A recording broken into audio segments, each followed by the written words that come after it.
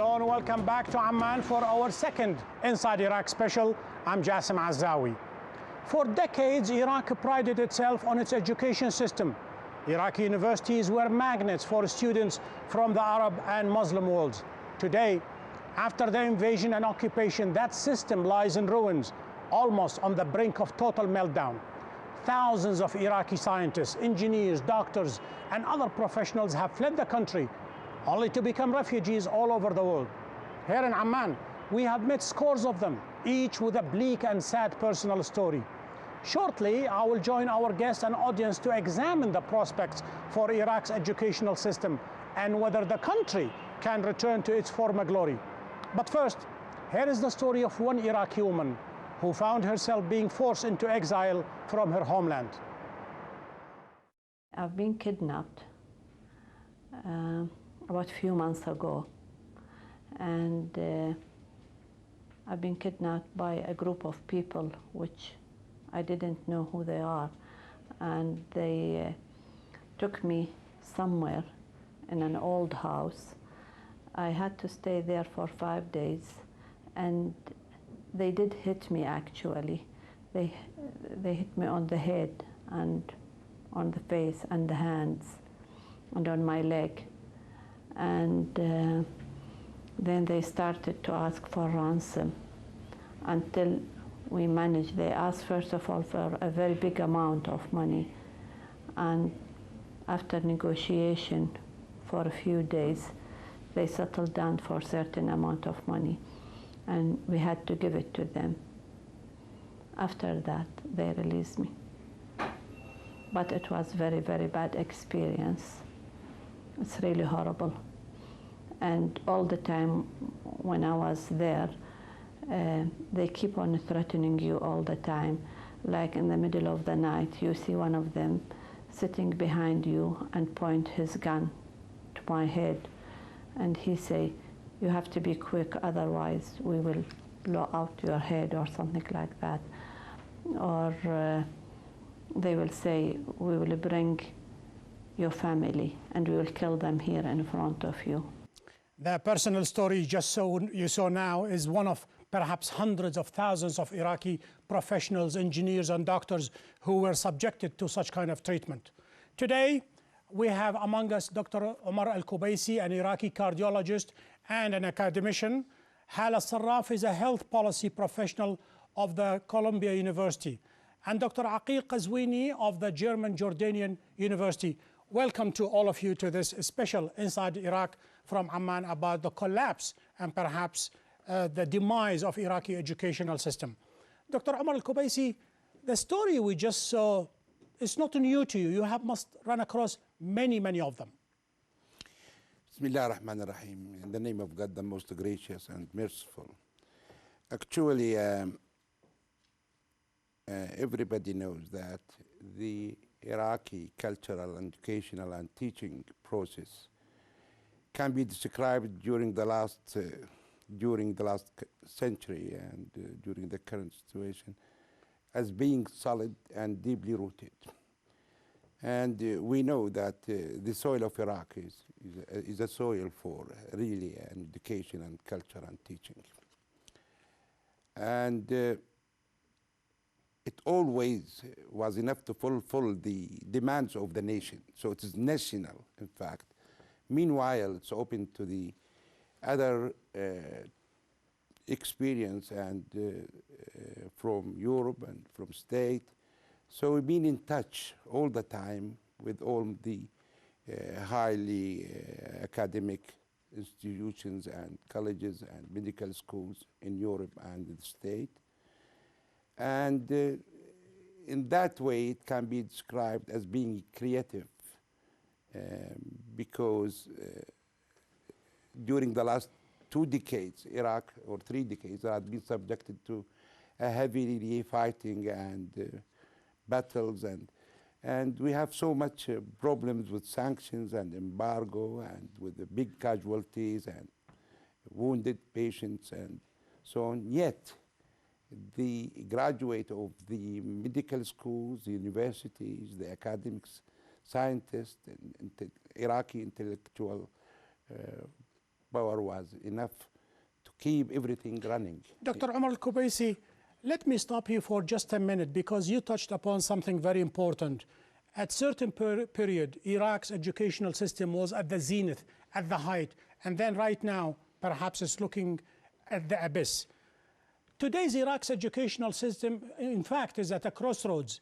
Any downgrading or breakdown of that system will have massive social and economic consequences, not only for the Iraqis, but the whole notion of regime change will change. It's hard to believe that these schools and universities in Baghdad were once one of the finest in the region. Students from across the Arab world would come here to study architecture, engineering and medicine. It was even illegal for children under 12 not to be in school. Now, more than 4 years after the war, the Iraqi education system is completely overwhelmed, and the statistics are startling. Before the US-led invasion of Iraq in 2003, there was almost 100% school attendance. Today, there's an average of 30%, and in some areas this figure is much lower. According to official figures, there have been around 280 academics killed in the violence since 2003, but the real number is likely to be much higher. 30% of the total number of professors, doctors and engineers have fled the country. Most of the schools and universities destroyed during the war have not been properly repaired. Despite the US's claim to have rehabilitated almost 3,000 schools, many say they are nowhere near operational standard, and there are other problems too. Namely, a lack of basic materials such as desks and chairs, along with water and sanitation facilities. A fear of bombings and kidnappings, which is why many parents don't send their children to school anymore. And the fact that thousands of teachers have fled Iraq in the last 4 years.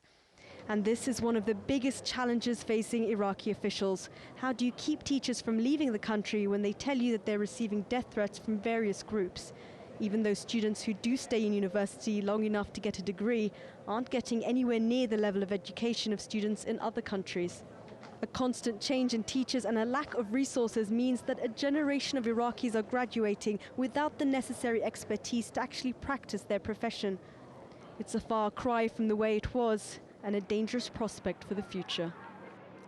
That was Shireen Tadros. Hala Sarraf, the figures in that package, absolutely horrific. Over the past 40, 50 years, Iraq developed a higher level of instructions and customs and even ethics. Are we at a crossroads? Is that ethics, those instructions, that aura about Iraq educational system is liable to collapse?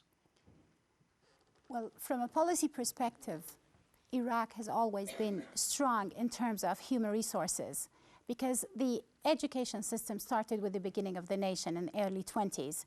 So if we have the same resources, if we have the same components that we had during that time, we are likely to maintain it. But I'm afraid under the current circumstances, we are losing the basics of the... What do you mean under the current circumstances? The current circumstances, the beginning of the education system was a prime minister responsibility then, Mr. Abdel Mohsen Al-Saadoun, when he called for establishing of medical school, for example. This was a nation's decision. This was supposed to be equivalent to the American University in Lebanon. This was a decision by all ministers to give all resources to make this a reality, teaching medicine in English, making it one of the international standards, and having all the people. Even during the Ba'ath Party, with the nationalization of oil, they did not stop the system of scholarships. So we see that the scholarships continued, people continued studying abroad, but although with an orientation towards a socialist system, but still we had updated resources. Aqil Qazwini, the word brain drain aptly describes Iraq. I mean, it has been labeled to many countries, but none other than Iraq kind of summarize that brain drain. Iraqi professionals, engineers, doctors, you see some of them here in their hundreds, if not in their thousands, have left Iraq. Is that trend reversible? Absolutely. I mean, it's although there is no magic formula to repair the system, still there is a chance to do the best by people like myself, which is, I said, I'm 30 years outside Iraq. I can give a lot of my experience, and quite a few people like me in the world, they're ready to help. by importing whatever in the world. And the other thing is, Ustad Jassim, the thing is, any university, I think, is refreshing. So, I mean, everywhere, even in Jordan, in the Gulf, they do have a new experience from mainly the West. And this is what we have to do in the near future, whatever situation, political situation allowed us. And I think that's a good idea. That's a very positive and perhaps forward-looking view from Dr. Al-Qazwini. But given the current circumstances, especially over the past 3 years of assassinating hundreds of Iraqi engineers and social scientists, unless that sword is removed from the head of the Iraqi professionals, nobody's going to go back. Well, sure. I mean, Jassim, what's happening in Iraq is disastrous now. You cannot believe the stories and the events that the Iraqi intellectual people, including engineers, medical, lawyers, and even sport people, and all aspects of education had been subjected to a very big sort of intentional way of destruction. Intentional. Intentional, yes. I can give you a story. Would you go as far saying systematic? Well, systematic, and it's intended to be, because now, let's look what the Iraqi intellectual people are facing. Inside, as you say, there's a sword on their neck. I mean, they are kidnapped, they are assaulted, they are assassinated. And no even any small effort to see who's doing that. Who's doing that? I mean, statistics show that Arab people are mostly affected in the north and the south. They have no sectarian or race basis, right? And they are selected. They are either doctors or engineers in the most important aspect, either in the agriculture or in physics, right?